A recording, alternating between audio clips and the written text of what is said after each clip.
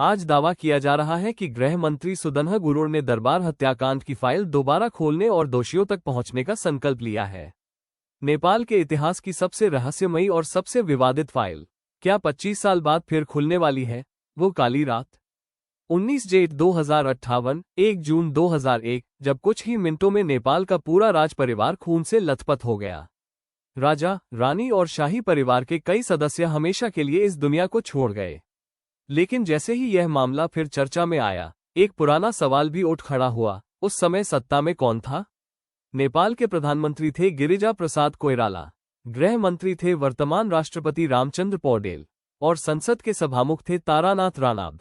जांच हुई, रिपोर्ट आई, आधिकारिक निष्कर्ष भी सामने आया। लेकिन क्या सचमुच पूरा सच जनता के सामने आया था? आखिर क्यों आज भी लाखों नेपाली दरबार हत्याकांड को एक अनसुलझा रहस्य मानते हैं?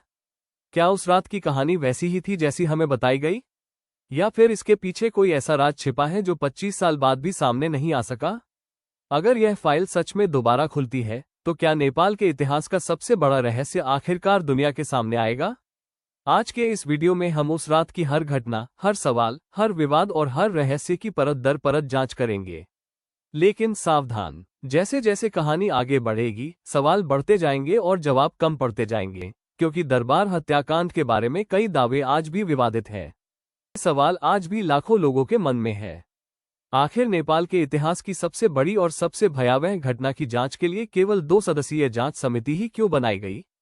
आधिकारिक रूप से दरबार हत्याकांड के बाद तत्कालीन राजा ज्ञानेंद्र वीर विक्रम शाहदेव ने 2 सदस्यीय जांच आयोग गठित किया था, जिसमें तारानाथ राणाभा, तत्कालीन सभामुख, केशव प्रसाद उपाध्याय, तत्कालीन प्रधान न्यायाधीश शामिल थे।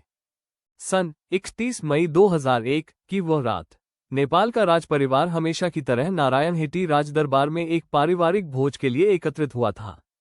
हंसी मजाक चल रहा था, परिवार के सदस्य आपस में बातचीत कर रहे थे। किसी को अंदाजा नहीं था कि अगले कुछ घंटों में नेपाल का इतिहास हमेशा के लिए बदल जाएगा। लेकिन कुछ ही देर बाद गोलियों की आवाज पूरे दरबार में गूंज उठी। जब सब कुछ शांत हुआ, तब नेपाल के राजा, रानी और राज परिवार के कई सदस्य खून से लथपथ जमीन पर पड़े थे। ये केवल एक हत्या नहीं थी, यह एक ऐसा रहस्य था जिसने पूरे नेपाल को झकझोर दिया। आज भी लाखों लोग पूछते हैं, क्या वास्तव में युवराज दीपेंद्र ने ये सब किया था, या फिर इसके पीछे कोई ऐसी साजिश थी जिसकी सच्चाई कभी सामने नहीं आ सकी? आज हम जानेंगे नेपाल के दरबार हत्याकांड की पूरी कहानी। साल 2001 में नेपाल दुनिया का एकमात्र आधिकारिक हिंदू राष्ट्र था। देश के राजा थे राजा बीरेंद्र। राजा बीरेंद्र को नेपाल की जनता बेहद सम्मान और प्रेम देती थी। उन्हें शांत, सरल और जनता के करीब रहने वाला राजा माना जाता था। उनकी पत्नी थी क्वीन ऐश्वर्या। उनके सबसे बड़े पुत्र थे दीपेंद्र वीर विक्रम शाह। दीपेंद्र पढ़े लिखे, सैन्य प्रशिक्षण प्राप्त और भविष्य के राजा माने जाते थे। सब कुछ सामान्य दिखाई देता था, लेकिन राज परिवार के भीतर एक ऐसा विवाद चल रहा था जो धीरे धीरे गंभीर होता जा रहा था। दीपेंद्र एक युवती से विवाह करना चाहते थे। उनका नाम था देवयानी राणा। दोनों एक दूसरे को पसंद करते थे, लेकिन कई रिपोर्टों के अनुसार राज परिवार के कुछ सदस्य इस विवाह के पक्ष में नहीं थे। कहा जाता है कि इस विषय पर परिवार के भीतर कई बार बहस हुई। कुछ स्रोतों का दावा है कि दीपेंद्र अपने निर्णय पर अड़े हुए थे, जबकि परिवार के कुछ सदस्य इस रिश्ते को लेकर चिंतित थे। यहीं से तनाव बढ़ना शुरू हुआ। हालांकि इस विषय पर अलग अलग दावे मौजूद हैं, लेकिन यह व्यापक रूप से माना जाता है कि विवाह का मुद्दा परिवार के भीतर विवाद का एक प्रमुख कारण था। 1 जून 2001, स्थान नारायण हेटी राजदरबार। उस दिन राज परिवार का मासिक पारिवारिक भोज आयोजित किया गया था। यह एक नियमित कार्यक्रम था जिसमें परिवार के सदस्य एक साथ भोजन और बातचीत करते थे। दीपेंद्र भी वहां उपस्थित थे। कुछ रिपोर्टों में कहा गया कि उन्होंने शराब और अन्य नशीले पदार्थों का सेवन किया था। हालांकि इस विषय पर भी अलग अलग मत है। रात धीरे धीरे आगे बढ़ रही थी। किसी को अंदाजा नहीं था कि कुछ ही मिनटों बाद इतिहास का सबसे भयावह अध्याय लिखा जाने वाला है। आधिकारिक रिपोर्ट के अनुसार दीपेंद्र कुछ समय के लिए कमरे से बाहर गए। कुछ देर बाद वे कथित रूप से सैन्य पोशाक पहनकर लौटे। उनके हाथों में आधुनिक हथियार थे। पहले तो किसी को लगा कि शायद ये कोई मजाक या अभ्यास है, लेकिन अगले ही क्षण गोलियां चलने लगीं। सबसे पहले निशाना बने राजा बीरेंद्र। फिर एक एक करके कई सदस्यों पर गोलियां चलाई गईं। कमरे में अफरा तफरी मच गई। लोग जान बचाने के लिए भागने लगे। कुछ लोग घायल होकर गिर पड़े। कुछ लोग चीख रहे थे, कुछ लोग समझ ही नहीं पा रहे थे कि आखिर हो क्या रहा है। कुछ ही मिनटों में पूरा दरबार रक्तरंजित हो चुका था। इस घटना में राजा बीरेंद्र, रानी ऐश्वर्या और राज परिवार के कई महत्वपूर्ण सदस्य मारे गए। नेपाल ने एक ही रात में अपने सबसे महत्वपूर्ण राष्ट्रीय प्रतीकों को खो दिया। पूरे देश में शोक की लहर फैल गई। लोगों को विश्वास ही नहीं हो रहा था कि ऐसा भी हो सकता है। रेडियो, टेलीविजन और समाचार माध्यमों पर केवल एक ही खबर थी, राजदरबार में भयानक हत्याकांड।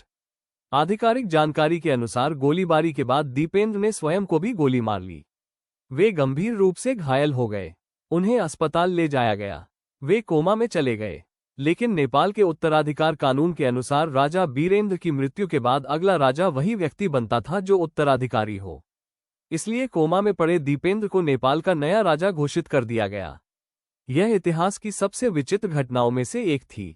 एक ऐसा राजा जो जनता के सामने कभी नहीं आया, जो बोल नहीं सकता था, जो निर्णय नहीं ले सकता था और जो जीवन मृत्यु के बीच संघर्ष कर रहा था। 3 दिन बाद दीपेंद्र की भी मृत्यु हो गई। दीपेंद्र की मृत्यु के बाद ज्ञानेंद्र शाह नेपाल के राजा बने। लेकिन यहीं से लोगों के मन में सवाल उठने शुरू हुए, क्योंकि घटना में राज परिवार के अधिकांश सदस्य मारे गए थे, लेकिन कुछ लोग बच गए थे। जनता जवाब चाहती थी, देश जवाब चाहता था और दुनिया भी जानना चाहती थी कि आखिर उस रात हुआ क्या था। सरकार ने जांच आयोग का गठन किया। जांच के बाद आयोग ने निष्कर्ष निकाला कि गोलीबारी युवराज दीपेंद्र ने की थी।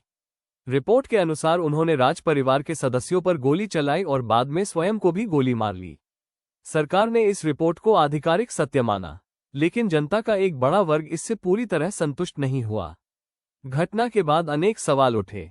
यदि दीपेंद्र ही दोषी थे तो ऐसा करने का वास्तविक कारण क्या था? सुरक्षा व्यवस्था कहाँ थी? इतनी बड़ी घटना को रोका क्यों नहीं जा सका? क्या जांच पर्याप्त थी? क्या सभी तथ्यों को सार्वजनिक किया गया? इन सवालों के जवाब लोगों को पूरी तरह नहीं मिले और यहीं से अनेक षड्यंत्र सिद्धांतों का जन्म हुआ। कुछ लोगों ने कहा कि इसके पीछे राजनीतिक साजिश थी, कुछ ने विदेशी शक्तियों का नाम लिया, कुछ ने राज परिवार के अन्य लोगों पर शक किया। लेकिन इन दावों के समर्थन में कोई ठोस सार्वजनिक प्रमाण कभी सामने नहीं आया। आज तक किसी अन्य व्यक्ति को आधिकारिक रूप से दोषी नहीं ठहराया गया। इसलिए इतिहासकार और शोधकर्ता सामान्यतः जांच आयोग की रिपोर्ट को ही आधिकारिक निष्कर्ष मानते हैं। दरबार हत्याकांड के बाद नेपाल की राजनीति पहले जैसी नहीं रही और अंततः 2008 में नेपाल का राजतंत्र समाप्त हो गया। नेपाल एक संघीय लोकतांत्रिक गणतंत्र बन गया। कई विश्लेषकों का मानना है कि 2001 का दरबार हत्याकांड उन घटनाओं में से एक था जिसने राजतंत्र के पतन की प्रक्रिया को तेज कर दिया। 1 जून 2001 की वह रात आज भी नेपाल के इतिहास की सबसे रहस्यमयी रात मानी जाती है। आधिकारिक रिपोर्ट एक कहानी बताती है, जनता के सवाल दूसरी कहानी सुनाते हैं, लेकिन सच्चाई का पूरा चित्र शायद हमेशा के लिए इतिहास के अंधेरे पन्नों में छिप गया। एक रात, कुछ मिनट और नेपाल का इतिहास हमेशा के लिए बदल गया। आज भी जब नेपाल के सबसे बड़े रहस्यों की बात होती है तो दरबार हत्याकांड का नाम सबसे पहले लिया जाता है। आपके अनुसार उस रात वास्तव में क्या हुआ था? क्या आधिकारिक रिपोर्ट पूरी सच्चाई बताती है या अभी भी कुछ अनकहे रहस्य बाकी हैं? क्या ये सरकार, बालेन सरकार, गृह मंत्री सुदनह गुरुङ इस घटना को अंजाम दे पाएंगे? अपनी राय कमेंट में जरूर लिखें। वीडियो पसंद आए तो लाइक, शेयर और चैनल को सब्सक्राइब करना न भूलें।